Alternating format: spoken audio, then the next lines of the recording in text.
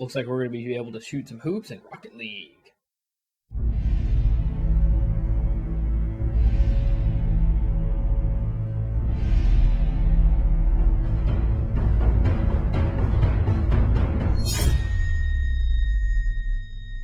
Hey everyone, welcome to this week's episode of Update to Date. I'm your host Andrew, and we're going to be going over a few articles that I found interesting over this past week. First, we're going to be going over some information that the CEO of Gearbox gave out about Borderlands 3. Originally, the game was announced back in January 2015, saying that it was going to be in the works, but we haven't really heard anything about it since then. But this year at PAX East, it looks like they're going to be squeezing in some Easter eggs into the Battleborn game. Battleborn itself hasn't been out for no more than a couple of weeks now, but of course they're already planning on the DLC for you to buy for it. Now supposedly there's going to be some Easter eggs in the DLC, hinting towards a little bit of what the new Borderlands 3 is going to be about. But of course, like a good Easter egg, they didn't tell you absolutely anything about how to figure it out. All they said was you have to look deeply at the content to actually figure out where it's at. At this point, we're going to be relying on the guys who do really good walkthroughs and glitches to try and figure out where it's at. Because of the Borderlands games, you never know what you're going to find as an Easter egg. Some of the Easter eggs are actually outside the map, around the bout, and underneath the map.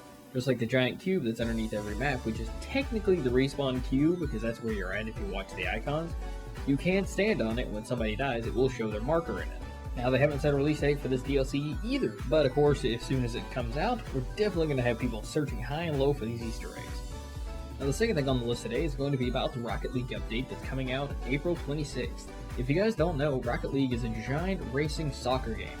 At this point, it's reached over 14 million players and over 4 million copies of the game sold. As of April 26th, they're going to be coming out with an update that's going to be adding basketball, or as they call it, hoops. Now, of course, hoops is exactly what you think it is.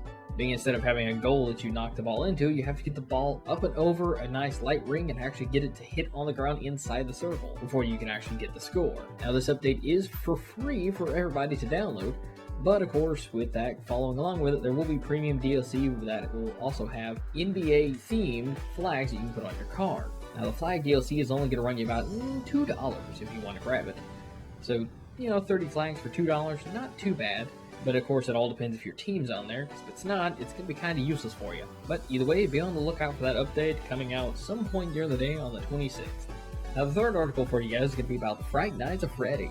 For you newcomers who don't know what Fright Nights of Freddy is, Fright Nights of Freddy is a nice suspenseful horror game that you generally go around an abandoned amusement park and the animatronics have actually come to life. Now, of course, this game primarily focuses on jump scares where there's nothing there for about, 10-20 minutes and all of a sudden, bam, there's something in your face. Well, as of a few days ago, the website that was for Fright Nights at Freddy has been updated. Now, obviously, we can assume that since it was an abandoned amusement park on the original one, that it's going to be a franchise-style second location.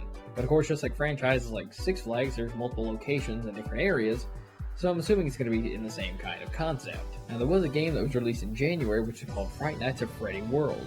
It was supposed to be an open-world type MMO of Fright Nights at Freddy instead of just a first-person standalone, but was quickly removed off the Steam store considering he was getting multiple complaints about it being seemingly unfinished. So this could be a continuation of the game itself and just being re-released with a different title, or this is just a side project in the meantime while he's working on Fright Nights at Freddy World.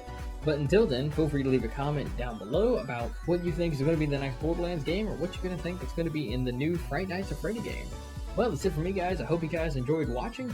If you guys want to check out any of the articles I've talked about in this video, all the links will be in the description below.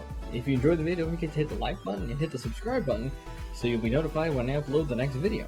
And if you guys like to stay up to date with anything technology and gaming related, don't forget to follow us on Facebook. Until next time, guys, I'll see you guys later.